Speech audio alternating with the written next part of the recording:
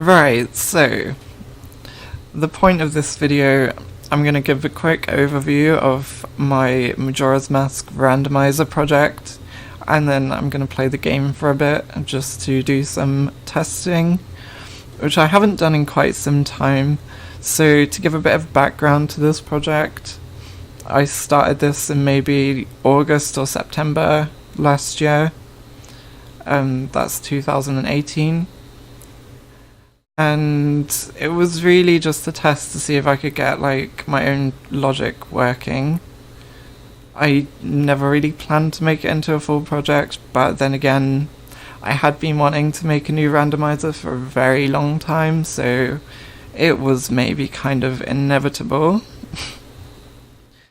I just want to make a quick note that there is another Majora's Mask randomizer project that's in progress, and that's being done by someone called Epic Yoshi, and I just want to make it clear that this is in no way like some kind of competition or anything. I'm not trying to obsolete somebody else's project or work. I really just, like, this is my own personal project. I probably should be working with other people, but I just never really cared. And it's just purely something that I wanted to do and that I've done. I don't consider it, in competition with other people, because it's not, I'm not trying to get anything out of this. I'm just making it because I wanted to. Probably was not a very good explanation, but you probably know what I'm trying to say. Anyway, so here is my Visual Studio project with all of my code and everything that I've written, and it's all in C#. Have some text files on the left side, just with random stuff that the project is using, list of enemies for the enemy randomizer. And then on the right hand side, all of the code stuff. But I should point out this while I'm here, this line is very important. They say that Jimmy1717's mod lottery is rigged, which it definitely is, so remember that. Anyway, so that's a load of stuff that you don't need to really look at. I do plan on releasing this at some point in the near future. I say that very tentatively because I honestly don't know when I will be able to release it. I'm aware of several bugs in the game. I don't really care about like bugs in the program or certain things that the program introduces that are bugs, but it's like things that will happen in the game that will hinder your progress. I need to get fixed, and there are just a few of them that I know of. Anyway, let's have a look at how the program actually works. You've got your main form. That doesn't really do anything. You can byte swap other ROMs if it's not in the .z64 format, which just means big endian. So if you have like a little endian ROM, you can in theory byte swap it. I haven't even tested that, but it's supposed to work. Then there's a manual, and there is an about page. It's pretty much useless. This will tell you basically how to use the program. So choose your desired settings, open your ROM, click randomize, done. Anything important here? Yeah, it only uses compressed versions of the ROM, which the reason for that is just because it takes forever to compress. Even using parallel code, compressing takes a while, so I don't like to use a decompressed version because I don't want to decompress every file or every file that's supposed to be compressed. I prefer just to only decompress the files that need to be edited, and that's a lot faster. So this program usually takes like just over a minute at most.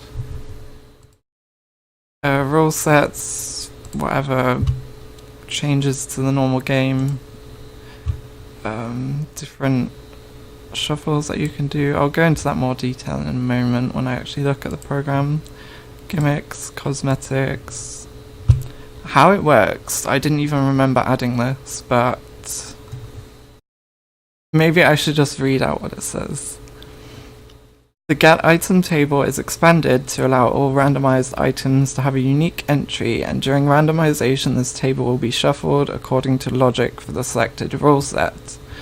The table format is slightly modified to allow for updates to certain items to work more easily, mainly for dungeons and tingle maps. So the reason that's necessary is because in the normal game, tingle maps all have the same item like ID, so the one that you get is like set by the actual tingle actor. So for shuffling tingle maps around, I had to add some extra code so that it does that when you get the item instead of like tingle doing it. Chests and heart pieces have been assigned unique IDs from which they calculate their get item indices. This is done through the actor's variables. Yep, straightforward. Item repeatability is handled in the same way as scene switches, also known as flags, are, allowing items to reset once per cycle or not at all depending on their function. This also provides a simple solution for modifying actor code that would usually check for items directly in the inventory. Kind of self-explanatory, maybe. Quite a lot of the work was done using external programs that interread and write the in-game file formats. These returned an updated list of actors/variables, converted music data, and did the model swapping required for the play as options. For example, I probably have these on my recent projects and solutions. Yeah, actor variable finder. Display list replace, sequence convert, just stuff that I've written to help me with this project. And then Mario Golf 64 hole editor, which is a completely different thing, and I don't know why that's still on my recent projects because I haven't touched that in over 2 years. Whatever. Anyway, where did my program go? There it is. Right, so let's have a look at what's actually on here.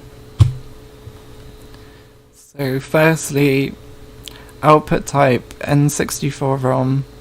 That's grayed out because it just outputs it by default. I never bothered to make an option to just not output it, so whatever. Wii Virtual Console channel. That's useful because most of the Majora's Mask community does play on Virtual Console. It's easier than playing the game on N64, and you can hack your Wii for free.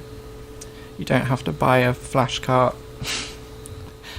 And yep.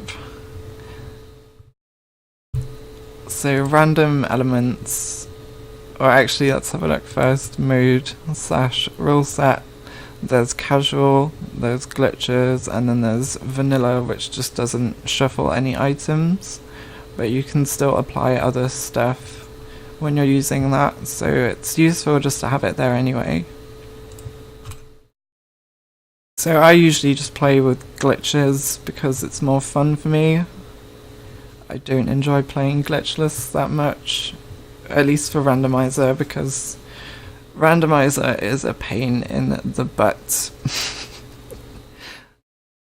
This is just my opinion. Anyway, random elements. So by default, it excludes Song of Soaring and it puts Gossip Stone hints on. So like the Ocarina of Time randomizer, you can get hints from Gossip Stones. I've added the same kind of thing in this. But it's not very useful because you have to find the Mask of Truth. and the Mask of Truth is pretty much a useless item in the game normally, so there's no guarantee that you'll find that, but whatever, I suppose. You can either mix the songs with the items or keep them separate. Mixing the songs with the items is, again, very tedious to play. I have tested that previously and it took me like 7 hours looking for the new wave bossa nova, and I had literally tried every item in the game except like one of them, and that was where it was, so that was not fun, but it's whatever. Dungeon items, that's what people usually call key sanity. So that means the maps, compasses, keys and boss keys will just be shuffled around with the other items. Let's turn that on. Shop items, self-explanatory. All the items in the shops will be random. They'll still cost the same number of rupees, but you'll be able to buy anything at any time if I programmed it correctly, which I think I did. I don't know because I've hardly tested it. Quart bottle contents, that's just something that was in the old randomizer, so I thought I may as well add it. And then everything else, so that will add all of the grottos and the heart pieces, heart containers, tingle maps, etc. Just all of the stuff that makes it a pain in the butt to play a randomizer. Then on the side, dungeon entrances is quite fun. That will swap the dungeons around, so you could go in Woodfall and end up in Snowhead, and then once you beat that dungeon it would be like clearing the swamp. Enemies, like it's labelled, it's broken because certain enemies respawn, so if they get put somewhere that you're usually supposed to be able to kill enemies, it could mean that you get locked out of items, or that you just get soft locked in a room. I will update that soon. It's just a case of removing variables from the list that I have, but I haven't got around to it, so it's still broken. And then of course there's the background music, which is probably my favourite feature of the whole thing. Because I like shuffling the music, it's cool. Gimmicks. So we've got damage mode. So this has 2 times damage, 4 times damage, 1 hit KO, and something called Doom. And the Doom is like a 2-minute timer and then you die. You just like gradually lose health every so many frames, I don't remember how many. And there's damage effects, which is default, or you can set everything to be fire, everything to be ice, everything to be shock, everything to be knockdown, or it can be completely random. I like playing with random because it's funny. But anyway, movement. There's high speed movement, which is labelled many softlocks because I didn't test it properly, and then I gave it to Jimmy and Jimmy found many softlocks. So that's not very good. There's super low gravity, and high gravity, which are self-explanatory. I'm not sure how well high gravity works because again I haven't really tested it. I know that it works, but it may make some things quite a bit more difficult because you're not able to jump as far because you fall faster. And then there's floor types. You've got sand, ice, snow, or random. I don't even remember what the difference is between sand and snow, but there must be one because there's 2 different options. The random floor type is like on a timer and it will just swap what the floor does. And that includes some extra stuff in there that, like the sand around the outside of the twin mold arena, so you can just get some floor types that will void you out straight away. So that's probably pretty horrible to play, and I'm not going to do that anytime soon. And And then just the extra settings, short cutscenes and quick text. If you don't use those, then I don't know. They are very convenient. It makes playing the game a lot less of a hassle. And then tunic color, you can pick whatever you want. This is not a very good color dialogue, but this is what's available in Visual Studio. Let's just pick purple because purple is cool. And then you can play as Majora's Mask Link, Ocarina of Time Link, Adult Link, which changes some of the physics. And I think it's broken. There are certain places that you're not able to fit because your hitbox is bigger. And then you can play as Cafe as well. Like playing as Cafe. And then there's the tassel color. You can have dark, hot, cool, random, or rainbow. I like using rainbow. And then you can open your game. Randomize, which will probably break OBS because it will use 100% CPU, so recording will die at this point. Okay, so I've just generated the ROM with the settings that I just put into the program, which I don't remember what it was, but okay, it's this one because that's today. And then there's just these extra folders here which have all the external stuff that the program will need.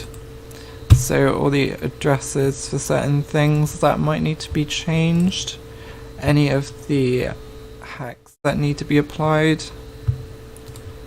Then I've got all the music, various games including everyone's favourite Zelda game, Underground Castle. And the objects and all the VC stuff. And for some reason, even though I specify like the full file path for this VC file, it always goes in that folder. Or no, it doesn't even always go in that folder, it's like randomly put in that folder. And I still need to fix that because I don't know why. But whatever. Those are the extra folders that will be with the program whenever I do upload it. I will be uploading all the code as well. So now I just need to put this on a SD card so I can play it on the Wii. Okay, so now I've got everything set up and I'm gonna play the game for a bit. Have the VC screens and then the title screen, which will tell you the seed that you're using, or the settings really.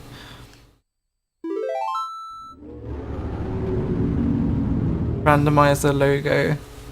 It's the same as the normal logo, but there's a gradient applied to the Zelda text and then it's just given a random colour.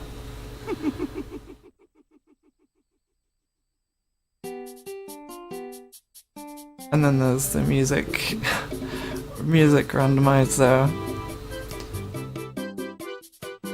which always gives you good music, obviously.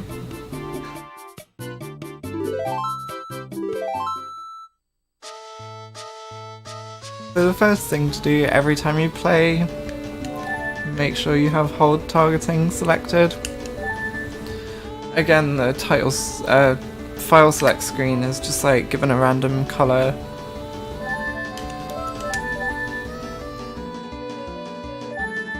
And then when you start the game, it just puts you immediately in Clock Town.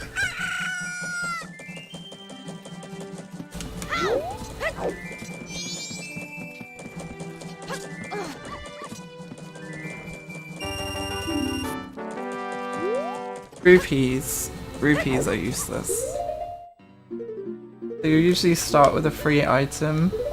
So in this case I start with the Zora mask. That's just because the like Deku Mask cutscene with Song of Healing, if I can even speak, is removed. so you don't have to go and watch that. So you already have the Song of Healing and one free item, which in this case happens to be Zora Mask. It can be anything, sometimes it's just a heart piece. Anyway, first thing I really want to do is get some rupees so that I can go and buy the bomb bag. Shops are not randomized, so I don't have to worry about bombs and bomb shoes.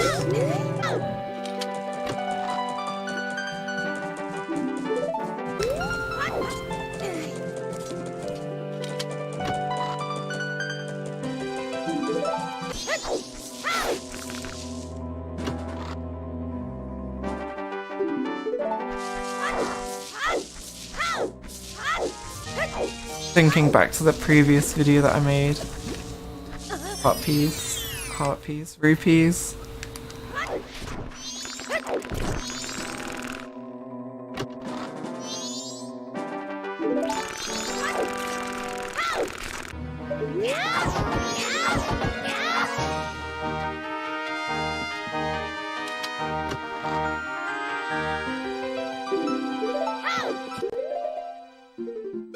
Interesting. I never get this mask, so...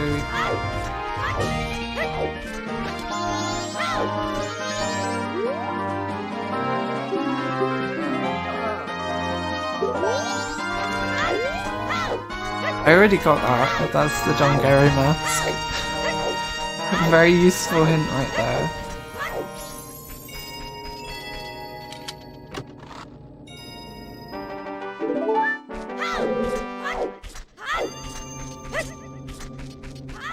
Useful items so far. I'll not just say open. Also a grotto on top of this pillow, which usually has a bomb chew chest. That was fantastic. Exactly as planned.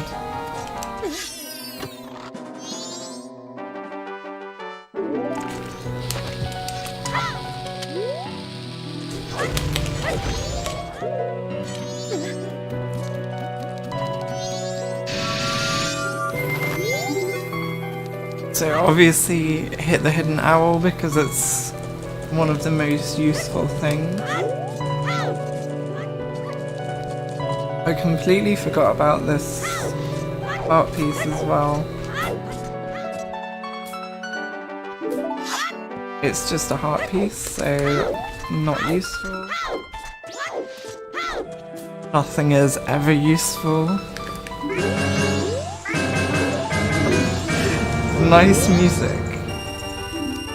Nice money.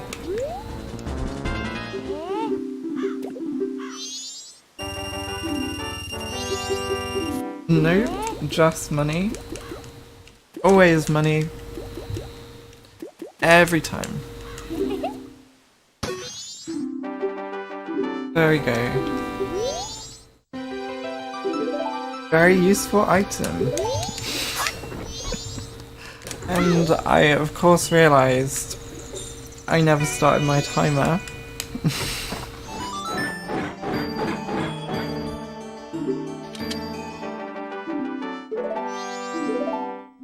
Gonna need that Woodfall Temple compass. I have no idea if it's been 20 minutes, but that's good enough. What did I just get? I wasn't even looking.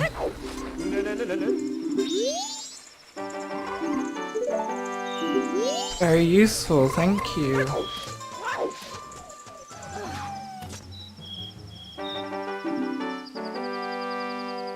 Maybe I will need that, who knows.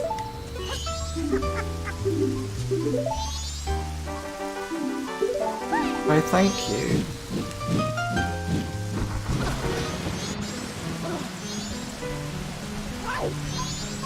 I'm going to go in here just in the unlikely event that I do die. Okay, it was not unlikely at all.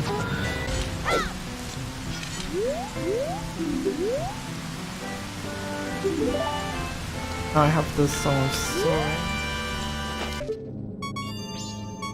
Is it worth it?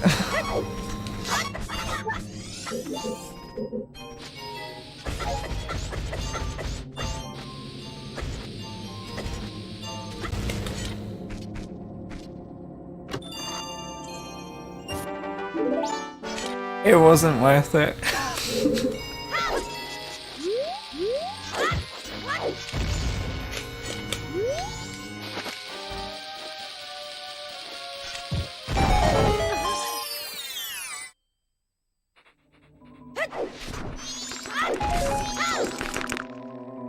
That bomb drop. Amazing. And I got a bottle. Very useful. This is good. That's not okay. No! This is... very easy pillar to climb.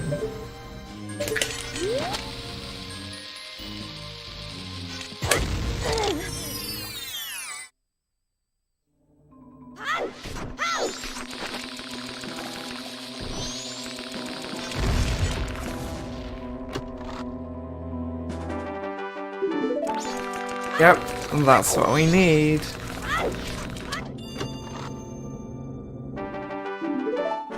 Even more bombs.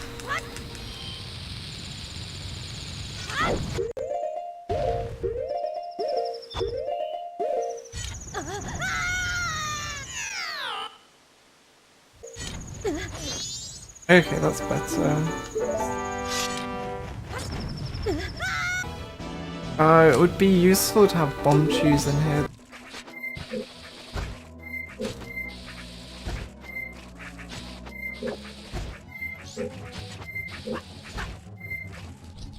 Nothing.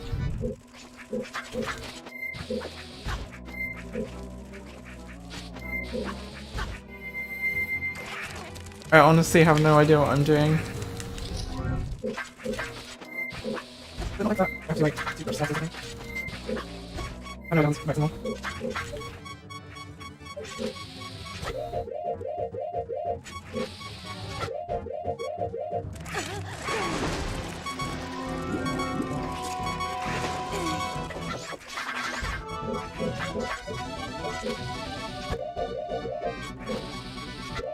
Okay.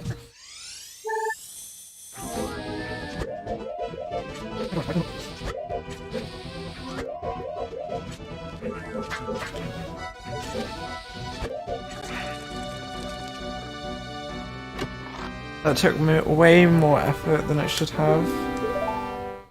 But I got the best item, so it was obviously worth it. Let's pretend I only just entered this dungeon. Everything else.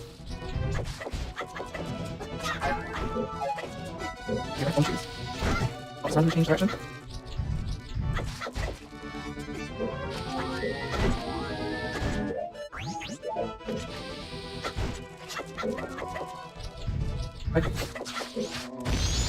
Don't worry, I can edit this all out for YouTube, so it'll look like I'm a pro.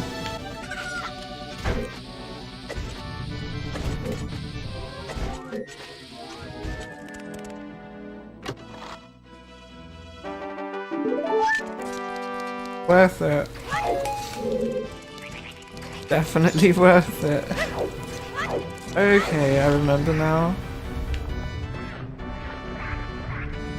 Remember. I didn't struggle with that at all.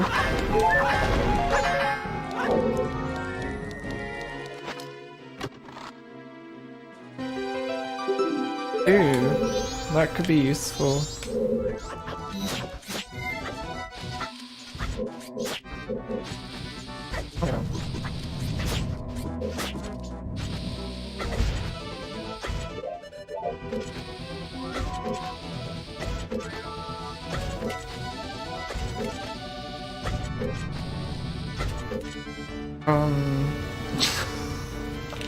Of course I wasn't even against the block. Of course I wasn't.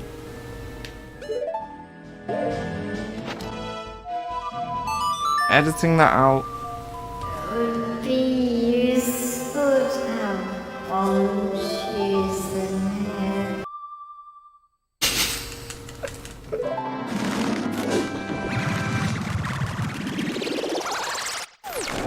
Saw nothing.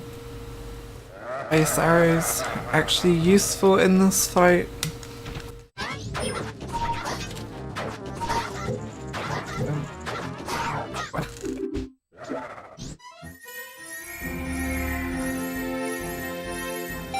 Something useful. Very useful.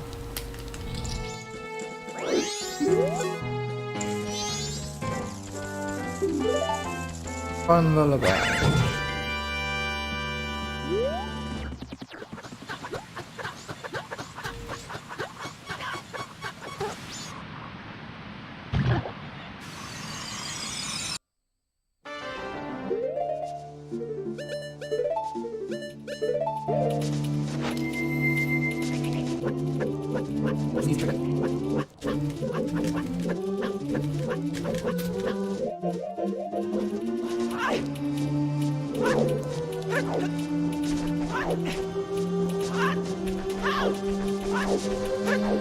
Wait, I'm so confused. I keep thinking like I can just hover over the block, but I don't have anything to light the torch with.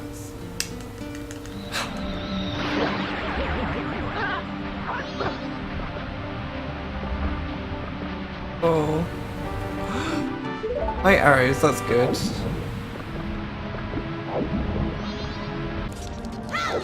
Light dungeon.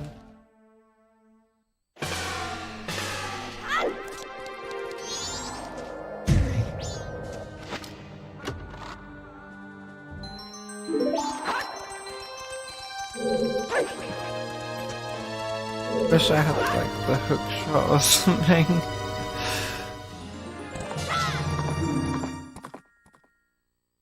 Please give me a good song.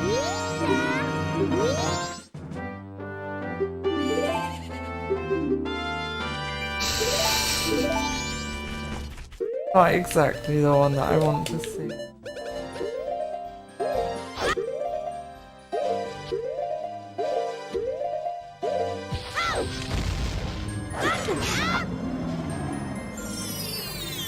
Yeah, I shouldn't have jump slashed.